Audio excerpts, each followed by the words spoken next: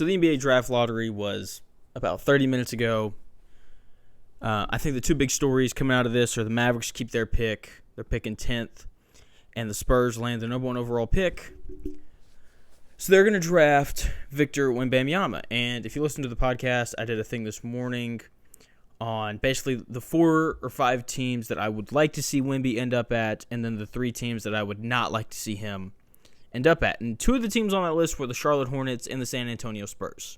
So when Portland popped up with the number 3 overall pick, a team that I had, and I think I had them, top 3 of teams where I wanted to see Wemby end up, I was like, please let it be Portland. And then obviously it was not. I must say, though, I'm much happier with Wemby ending up in San Antonio rather than Charlotte, because it would have been really disappointing to watch LaMelo do everything for that Charlotte team and just ignore the fact that he even has a potentially generational talent in Victor Wembanyama. The good thing about him ending up in San Antonio, I do want to say this before I just crap all over the Spurs, is he's going to a place where he will be the main guy immediately. He's going to be the featured option on offense. We're going to see what he does defensively, because that San Antonio Spurs, I don't want to say that they have holes on their roster, because their entire roster outside of Wemby is just one ginormous hole. I think that's the nicest way to say it. This roster's terrible. Past few years, they've gotten rid of any and everybody that is worth anything to ensure that they could tank, to ensure that they could land a guy that is Victor Wembanyama, okay? Like, if this team still had, DeJounte Murray or somebody like that, this would be much more appealing. But then again, if they had a guy like DeJounte Murray, they probably wouldn't be drafting Wembanyama. So, their strategy worked. Congratulations to them. They're getting a guy in Victor Wembanyama who I haven't talked about a ton, because I don't like him as much as everybody else.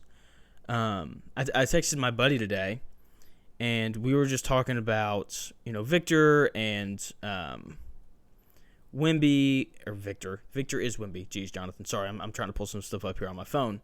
And we were just kind of talking about his prospect and who he is and just the talent that he is. And I think that the upside is there, okay? The potential, which is what people draft off of, is sky high. Haven't seen a guy like him. Okay, the guard skills, that size, really exciting. Okay, and I understand why people are excited, and I understand why people are expecting him to be fantastic, great, one of the greatest, which are very lofty expectations. But I've got some holdup, okay? Like the size, we've never seen anybody survive in the NBA with that kind of body. Okay, Chet Holmgren, very similar build, already got hurt, hasn't played in an NBA game yet. So is he going to hold up? He's got to add weight. Look, he's a 19-year-old kid. Almost every 19-year-old kid has to add weight. That's just a standard thing, especially when you're going into a league as physical as the NBA. Okay. On top of that, when we look at his numbers in France, only shooting 28% from 3. That being said, the free throw looks good. That's what scouts look at to see if they're going to project into a decent 3-point shooter. The stroke looks good. He's knocking down free throws. He's going to be fine in terms of his ability to shoot the basketball. But, look, he plays in the 5th best league in the world right now, in France. And my ultimate take is he's not as sure of a thing as Luka was. Because I think that in terms of international prospects and guys coming into the league, Luka is the closest thing that we've seen compared to Victor Wembanyama, right? A guy who won the EuroLeague MVP, the second toughest league in the world behind the NBA. The guy who won the MVP of that league at the age of 18. Like, the Luka stuff coming in, I just feel like is way more attractive. On top of that, this is a league that is built for wings and guards who handle the basketball. Okay? Like, that's what every single team has in common.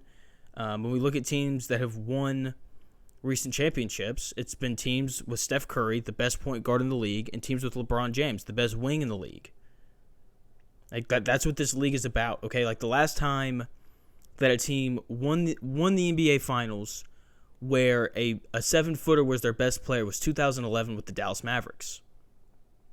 Maybe the Nuggets do it this year. Maybe the Lakers do it this year.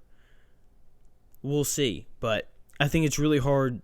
Obviously, Wemby's a little bit different from some of the other bigs with his ability to play on the ball and to run an offense. But I don't know. I think he's extremely unique. I think his uniqueness may pose some challenges in terms of what's the best way to use him. How do we properly involve him in the offense? Where do we run the offense from?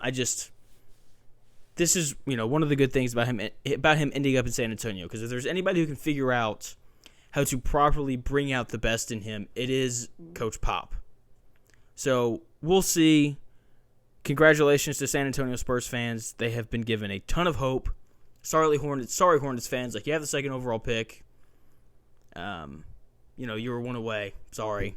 Sucks to suck, I guess. So, yeah. Thanks for watching.